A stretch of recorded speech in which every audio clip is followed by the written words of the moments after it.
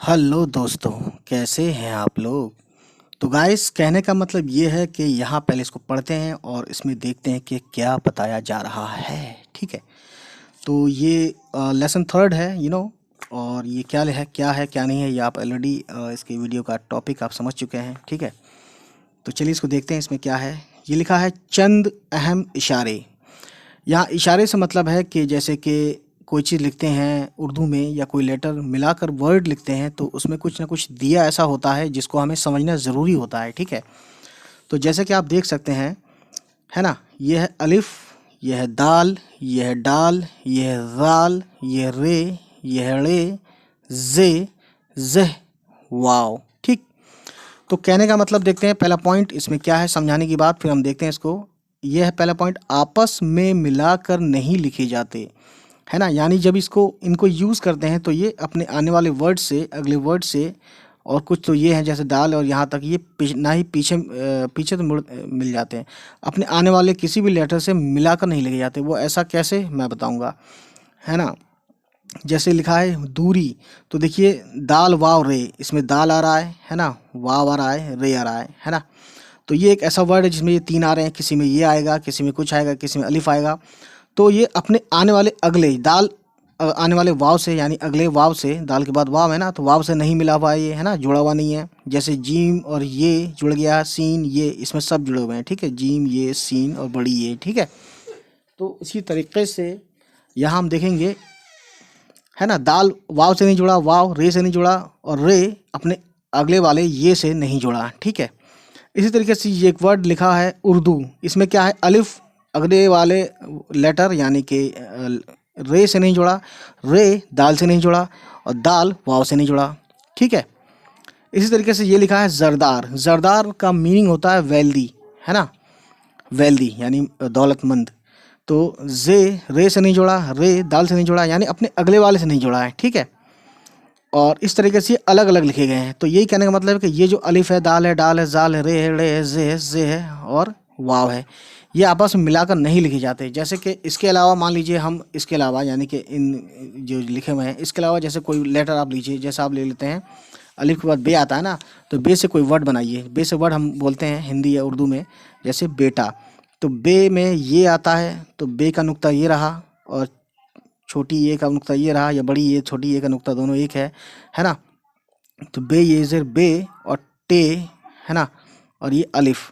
तो अलिफ जुड़ा, यहाँ क्या कह रहे हैं कि मिलाकर नहीं लिखे जाते। लेकिन भाई अलिफ के आगे कोई लेटर आएगा तो वो अलिफ से जुड़ेगा नहीं, लेकिन अलिफ से पहले आ रहा है यहाँ पे टे, है ना। यहाँ हो गया बे, यहाँ टे और यहाँ अलिफ। तो बे इज़र बे, टे अल ज़बर टा, बेटा। यानी इसमें क्या क्या है, बे है और बड़ी ये है और टे है और यहाँ पे अलिफ है। ठीक है। इस बेटा लेटर जो वर्ड है, सॉरी लेटर कह रहा हूँ मैं, ये जो बेटा वर्ड है ना, लफ्ज़ बे बड़ी ये टे अलिफ, यहाँ पे क्या देखा हमने, यहाँ हमने मिला के लिखा है। और यहाँ पे आप कंफ्यूज मत होना, अलिफ अगर पहले आएगा, यहाँ अलिफ लास्ट में आया, ये जो अलिफ है ना ये टे से जुड़ गया है, यहाँ पे देख सकते हैं। तो अलिफ अगर लास्ट में आता है किसी लेटर के तो वो जुड़ सकता है, लेकिन ये शुरू में जब आते हैं तो ये कभी नहीं जुड़ते। लेकिन दाल जुड़ सकता है, जैसे अगर आप किसी का नाम लिखते हैं खालिद, है ना, तो खालिद किसी का नाम है, तो खे अलिफ खा और लाम और दाल, दाल लास्ट में आएगा तो जुड़ जाएगा, खे अलिफ ज़बर खा, लाम दाल ज़िर लिद।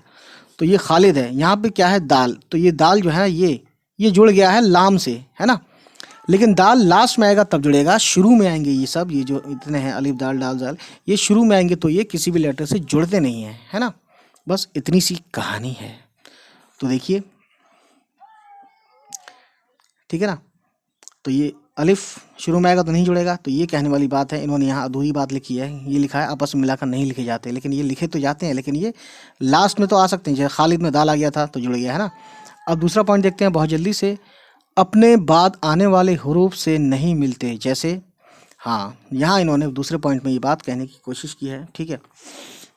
अब यहाँ पे ये एक दूसरे से क्यों नहीं जुड़े हैं, क्योंकि अलिफ अगले से नहीं जुड़ेगा रे से, और रे अगले से नहीं जुड़ेगा दाल से, और दाल अगले से नहीं जुड़ेगा वाव से। तो इसीलिए इसमें उर्दू वर्ड में अलिफ रे दाल वाव ये किसी से चारों नहीं जुड़ेंगे, है ना, क्योंकि चारों ये एक ही फैमिली के कह सकते हैं आपके, ये डिटैच फैमिली है, ऐसा कह सकते हैं। बहरहाल ये कहते हैं कि अपने बाद यानी किसी ये लेटर दाल के बाद या कोई अलिफ के बाद आने वाले हुरूफ से नहीं मिलते, जैसे अलिफ आया है तो अलिफ और सीन इस, तो अलिफ अलग है और सीन अलग है ना। जीम और सीन जिस, अभी यार इसका क्या मतलब था, यहाँ तो कोई मतलब ही नहीं है क्योंकि हमें इसमें से लेना है ना। जैसे 10 लिखते हैं, मैं बताता हूँ इनको, जैसे 10 लिखे हैं तो 10 जो है अपने आने वाले से जुड़ा नहीं है ना। या एक एक ले लेते हैं, 10 है तो डाल और सीन, तो 10 लिख रहे हैं तो 10 में क्या हुआ, आपने क्या देखा कि अपने अगले वाले डाल जो है सीन से जुड़ा नहीं है ना। और इसी तरीके से उन, अलिफ और नून, तो अलिफ के बाद अगला लेटर जुड़ता नहीं है तो इसीलिए ये अलिफ अलग लिखा और नून अलग लिखा। ठीक है ना। अभी तो इसी तरीके से जाल से एक वर्ड लेते हैं ज़रा, तो जाल रे अलिफ ज़रा, उर्दू में ज़रा जो है ऐसे लिखते हैं। अगर आप जे से लिखते हैं ज़रा तो इसका मतलब ये समझा जाएगा कि आपको उर्दू नहीं आती है। तो यहाँ देख रहे हैं जाल भी रे से नहीं जुड़ा है। ठीक है। और रे है जैसे कि रात, तो रे अलिफ ते है ना। या रस, तो रे और सीन, तो रे और रे अगले से सीन से नहीं जुड़ा है। ठीक है। रे के बाद अलिफ आया है तो ये तो वैसे भी नहीं जुड़ेगा अलिफ से, है ना।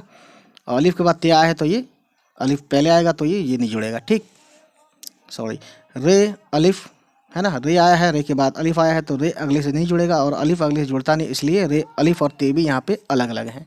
कहने का मतलब ये गाइस, ये आप थोड़ा सा यहाँ ध्यान दे देंगे तो चीज़ें बहुत क्लियर हो जाती हैं, है ना। थोड़ा सा टाइम लगता है चीज़ों को समझने में, लेकिन जब आप एक बार आप समझ जाएंगे तो आपको हमेशा के लिए समझ में आ जाएगा। और इसको और अच्छे से समझने के लिए आप इसको रीडिंग भी किया कीजिए, है ना। मैंने बहुत सारी वीडियो अपने चैनल पे रीडिंग की, मैंने रीडिंग प्रैक्टिस के लिए डाली हुई है ना। इसी तरीके से ये तो देखिए गलत मिसाल दी है इन्होंने, जीम का यहाँ कोई मतलब ही नहीं है ना।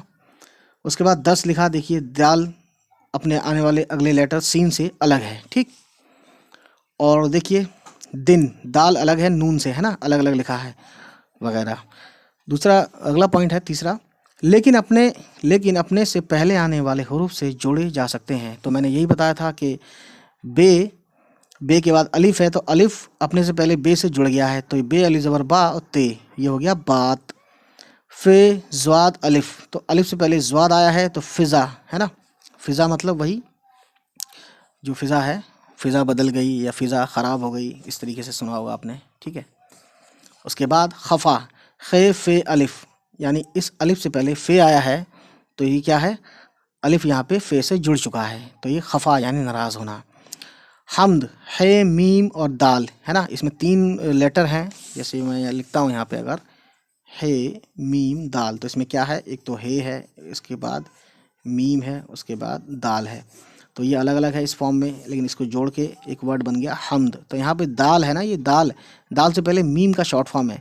तो आपको एक चीज़ मैं बता दूँ, एक वीडियो का लिंक मैं यहाँ शेयर करूँगा जिसमें मैंने शॉर्ट फॉर्म्स बताए हुए हैं। ठीक है, तो वो आप ज़रूर देखिएगा, क्योंकि शॉर्ट फॉर्म भी आपको आना चाहिए या आपको मालूम होना चाहिए कि ये फुल फॉर्म में अगर ऐसे है तो शॉर्ट फॉर्म में ऐसे होगा, मीम अगर फुल फॉर्म में ऐसे है तो शॉर्ट फॉर्म में ऐसे हो जाएगा, है ना। तो सबके 2-2 शॉर्ट फॉर्म होते हैं। दाल तो चलिए मिला के लिख देते हैं, बस इसमें जुड़ जाती है कोई चीज़, वरना रहता ये शॉर्ट फॉर्म लॉन्ग फॉर्म में सेम है। यानी शॉर्ट फॉर्म में दाल ऐसी दिखेगा हमेशा, डाल भी, जाल भी, रे भी, ढे भी, जे भी, बस इनसे फ़र्क किया जाएगा। जे के ऊपर एक ही नुक्ता होगा, रे के ऊपर ये होगा टे वाला नुक्ता, है ना, और ते वाला साइन, और ये जाल के ऊपर एक होगा, इस तरीके से। लेकिन शक्ल इनकी सेम रहेगी, है ना, और अलिफ की भी शक्ल सेम रहेगी, इनका शॉर्ट फॉर्म नहीं होता है ना। उसके बाद गाइस, जैसे हमद है, शहद है, तो दाल देखिए, दाल दिख ऐसी रहा है, थोड़ा बहुत फ़र्क है, थोड़ा सा वैसे दिख ऐसी रहा है दाल की तरह। शहर है ना, रे भी ऐसी होता है, रे ऐसा होता है ना शहर, देखिए मैं लिख के बताता हूँ एक बार और, शीन हे और रे, है ना। शीन का यहाँ तक शीन है और ये हे का शॉर्ट फॉर्म और ये रे है। तो यहाँ पे क्या देखेंगे आपके, रे सिंगल होता है, अलग अलग लिखा जाता है, फुल फॉर्म में तो ऐसे होता है, तो यहाँ पे थोड़ा सा बस सीधा हो गया है, लेकिन लगभग सेम है। उसके बाद मस्जिद, इसमें मीम है, सीन है, जीम है, दाल है, तो दाल से पहले जीम आया तो ये जुड़ गया है यहाँ पे। ठीक है। इसी तरह से छोटी है, ये जो है ना छोटी है होता है, तो इसका शॉर्ट फॉर्म आप देखिएगा ज़रूर।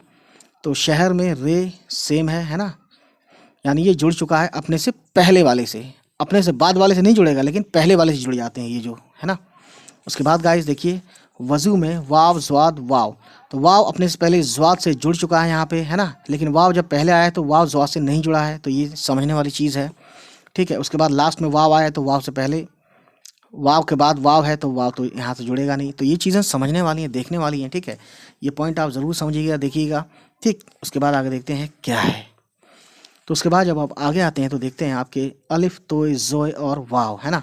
आमतौर पर ये देखा जाता है कि मिलाकर लिखने में हरूफ की शक्ल बदल जाती है, लेकिन मिलाकर लिखने पर भी मुंदरजा बाला, यानी कि ये ऊपर जो दिए गए हैं ये वाले भी और ऊपर वाले भी जो मैंने बताए थे अलिफ दाल डाल, है ना, क्या कहते हैं, मुंदरजा बाला, यानी कि जो ऊपर लिखा हुआ है, ठीक।